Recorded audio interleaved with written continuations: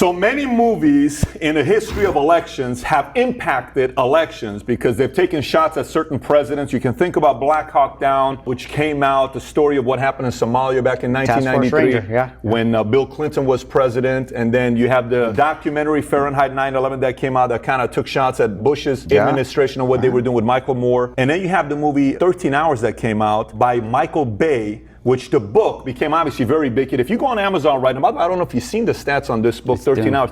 It's 3,500 reviews on Amazon, all 5-star. And it's a pretty controversial story, but did a lot. So it premiered January 12, 2016 at the AT&T Stadium here in Dallas, Cowboy Stadium. You said roughly 35,000 people showed up there. 37,000. 37,000. It was, and I know we're splitting hairs there, but no, there was a lot of people there. A lot of people there. I'm sitting with Kris Paronto, which Kris Paronto known as Tanto. Tanto, if you saw the movie 13 Hours, Pablo, how do you say his last name? Pablo Schreiber. Schreiber. By far the best actor in the movie. John, you did good. Krasinski, but Pablo should have got top billing. I know that was I'm a big Pablo fan, man. We were talking about Den of Thieves. Awesome. Pablo's sick. He's jacked. He's jacked. I mean, he is jacked. I am too, but not like Pablo. Pablo's jacked. Pablo's jacked. He's a big dude. So first of all, thank you for your service, brother, and thanks for coming out here to Dallas. Walk us through this whole thing. And obviously, you wrote another book called The Ranger Way. That's a leadership book. Certain things that you can apply in personal life as well to succeed. I want to talk about that as well. But before doing that, first of all, the whole Benghazi situation that took place. I know this has been talked about many, many times, but it's been past the time where some of the stuff can be talked about. Walk us through what happened. There's obviously a lot of stuff leading up to it. We're on TV, we're watching the news. This man made this YouTube video and he offended people on 9/11/2012, and this is why they attacked the embassy. You would have thought they could have thought of something better than that, but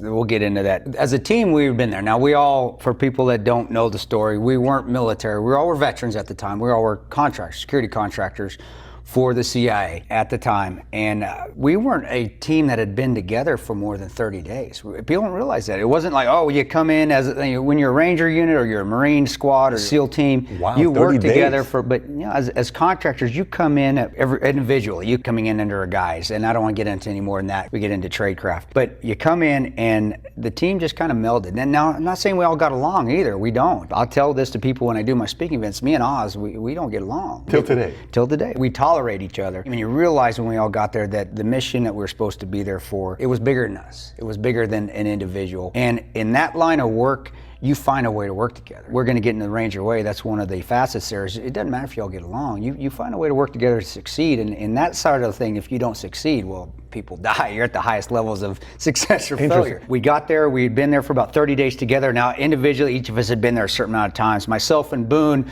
who's sitting over here, but he won't be on camera. He's still shy. He's got the sniper on everybody. He's covering me. Him and I actually were supposed to go home earlier, and we extended. I don't think it was a coincidence that team was supposed to be there that night. Him and I were actually supposed to go home, I think, a couple weeks prior. We stayed longer, same with Roan. Were you guys friends prior or no? Actually, him and I were the only two that had worked together before. Even though he's a Marine and you're we had started contracting at Blackwater Security in 2003, 2004, and I carried him through all the contracting. Of course, I had to drag him. I'm kidding. He's going to shoot me.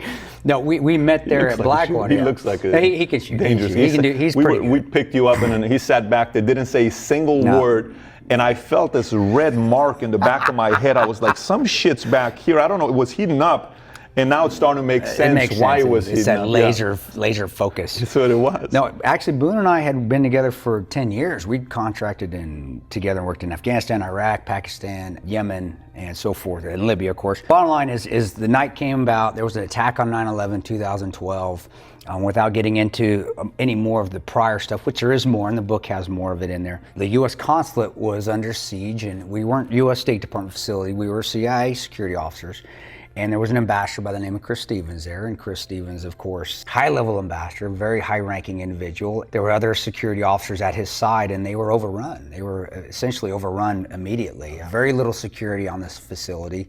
Is that common, by the way? How low? It was very odd, and that's part of the story. That's if people that know 13 Hours, or if you do start to learn about it, that's what was very odd about that particular event, and why I think it started to make headlines and climb, is because as people found out that, whoa, we got an ambassador that had worked his way up from the ground ground level on up, and that's when you obtain a certain, and it's not rank, but there's a level of ambassadorship that when you get to a Kris Stevens level, that it's not donating to a foundation and here you're given an ambassadorship, is that you have worked your way up and now you are looked at highly.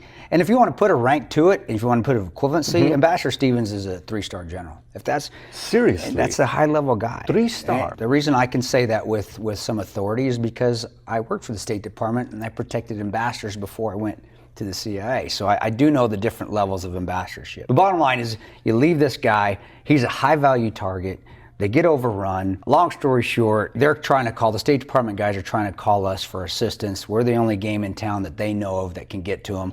And we are told basically to wait, stand down, then wait again. And then we finally buck orders and we go over there. We disobey our CIA directives to stand down. And how long did you stand 30 down? minutes. There's different timelines. Mine is 30 minutes because I'm going by my watch. I'm not going by some DC report. I'm not going by what somebody saw on Facebook in Langley on my watch. How far are you? We're 3/4 of a mile. Oh, so you're hearing everything. No, we're watching it and seeing it. And it's, I tell everybody that's out there, see, it's beautiful. It's gorgeous. When you're watching firefights, it's beautiful. When you're hearing things, you're seeing the tracers go up in the air. Tracers are the rounds that burn.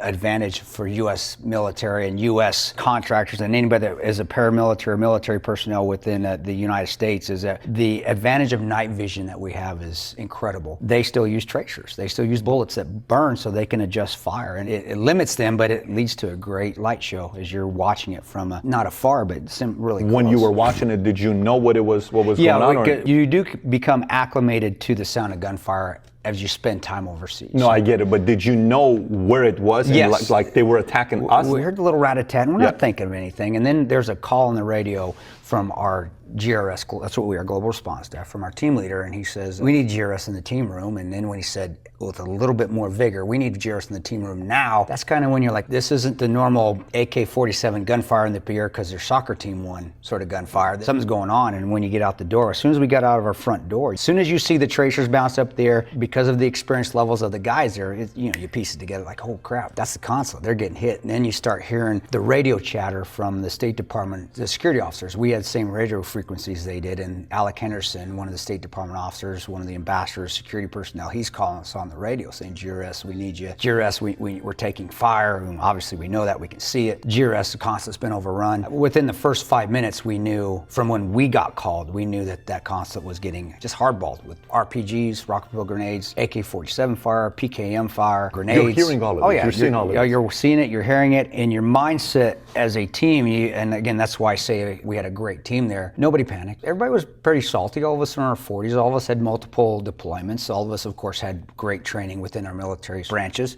No, everybody just did their job. We all had responsibilities, and when I do the leadership talks, I tell the people this. It's kind of like a lessons learned. Train to your highest level. Push yourself in training. Get as much experience as you can, because when the panic sits in, or you can't have the opportunity to panic, your body will shut down and you will go to your highest level of training. And again, we were very blessed because the team had so much experience and training that everybody just went into what their job was to do, and nobody barked orders, nobody yelled at anybody. Everybody had a responsibility. Our GRS guys, the CIA personnel, they're panicking. They're running everywhere. And you're seeing them.